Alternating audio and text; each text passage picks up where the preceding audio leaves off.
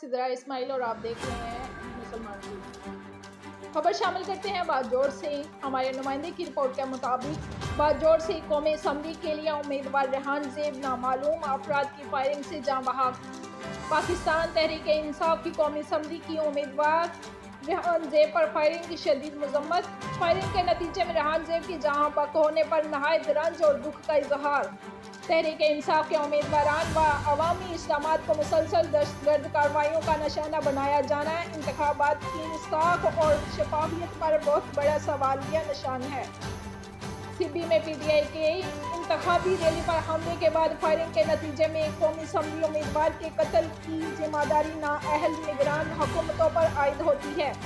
غیر آئینی نگران حکومت کی تمام تر توجہ اپنے دستوری فرائض کی ادائیگی کی بجائے ایک سیاسی جماعت کو انتخابات سے باہر کرنے کے ایجنڈے پر ہے۔ عام انتخابات میں حصہ لینے والے امیدواروں کے تحفظ کی ذمہ داری نگران حکومت کی ہے، جس میں وہ بری طرح ناکام ہو چکی ہے۔ تحریک انصاف امیدواروں کی غیر قانونی اغوا کے سلسلے کے بعد پرتشدد کارروائیوں کا مقصد خوف کی فضا پیدا کر کے امیدواروں کو انتخابات سے دستبردار ہونے پر مجبور کرنا ہے۔ ریحان زیب کے قتل کے واقعے کی فوری تحقیقات کی جائیں اور ملوث مجرمان کو کیفر کردار تک پہنچایا جائے۔ انتخابی مہم میں حصہ لینے والے تحریک انصاف کے قومی صوبائی اسمبلیوں کے تمام امیدواروں کو مکمل سیکورٹی فراہم کی جائے۔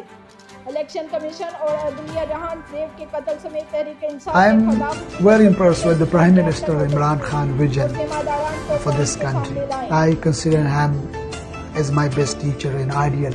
I am here because of his motivation.